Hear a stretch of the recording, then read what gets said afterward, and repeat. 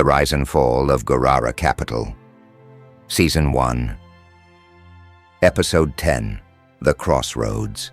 Gurara Capital was standing on the edge of a cliff. The failed client presentation had left the company reeling, its reputation in shambles, and the sense of panic was evident.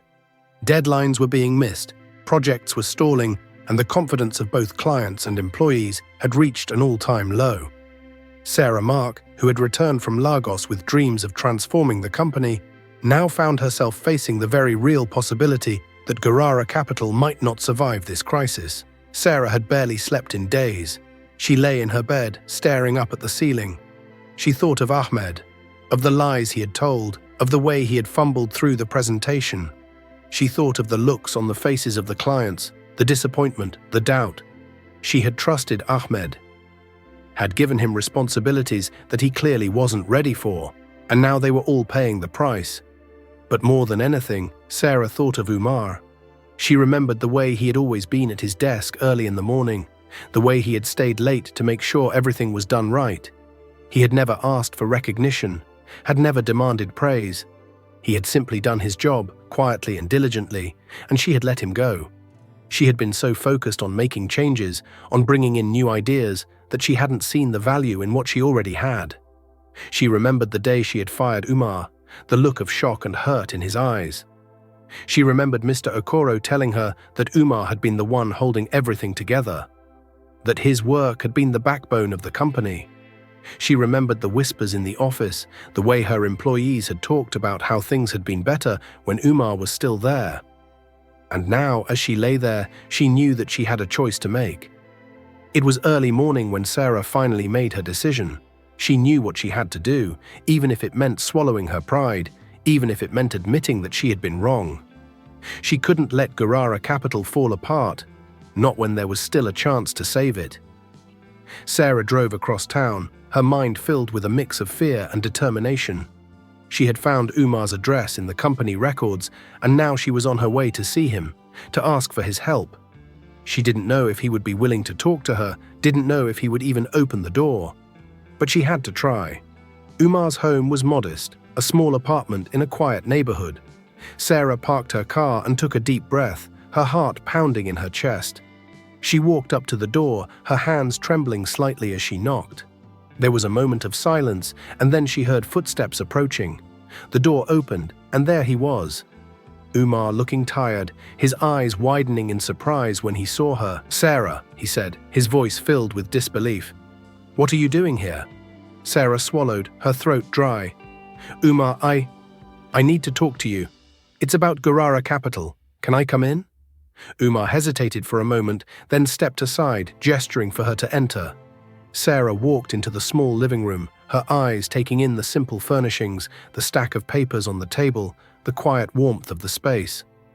She turned to face Umar, her heart pounding. "I know this is unexpected, but I need your help, Umar. Gurara Capital is in trouble. The company is falling apart, and I made a mistake. I shouldn't have let you go." Umar looked at her. He crossed his arms over his chest, his eyes narrowing slightly. "You fired me, Sarah," he said, his voice quiet but filled with emotion. "You made it very clear that you didn't think I was important to the company, and now you're here, asking for my help?" Sarah felt a lump form in her throat, her eyes stinging. "I know," she said, her voice barely above a whisper. "I was wrong. I didn't see how much you were doing, how valuable you were to the company. I was so focused on making changes, on proving myself, that I didn't see what was right in front of me. And now, everything is falling apart.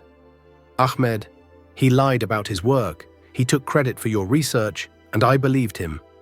I trusted the wrong person, and now we're paying the price." Umar looked away, his jaw tightening.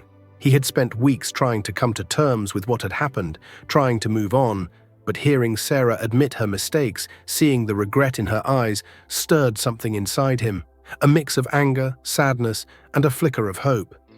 "Why should I help you, Sarah?" he asked, his voice raw. "Why should I come back to a company that didn't value me, that cast me aside without a second thought?" Sarah took a deep breath, her eyes meeting his. "Because you care about Gurara Capital. Because you put your heart and soul into that company, and it needs you now more than ever. I know I don't deserve your help, but I'm asking for it anyway. I'm asking you to come back, to help me fix what I've broken." There was a long silence, the tension in the room thick.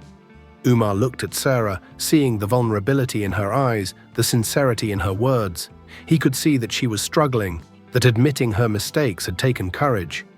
But the wounds were still fresh, the hurt still raw, and he wasn't sure if he could just forgive and forget. "I don't know, Sarah. It's not that simple." Sarah nodded. "I understand. I know it's not simple, and I know I can't undo what I did. But I'm trying to make it right. I'm trying to learn from my mistakes, to be better. I hope you can find it in your heart to give me another chance." Umar looked at her. Part of him wanted to turn her away, to tell her that it was too late, that she had made her choice and now she had to live with the consequences. But another part of him, the part that still cared about Gurara Capital, that still wanted to see it succeed, was tempted to say yes, to take the chance to make a difference again. Sarah watched him, her heart pounding, her breath caught in her chest. She had come here knowing that there was a chance Umar would say no, that he would turn her away. But she had to try.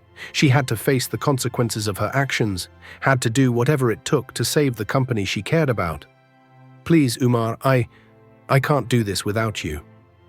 Umar looked at her, the silence stretching between them, the weight of the moment pressing down on both of them.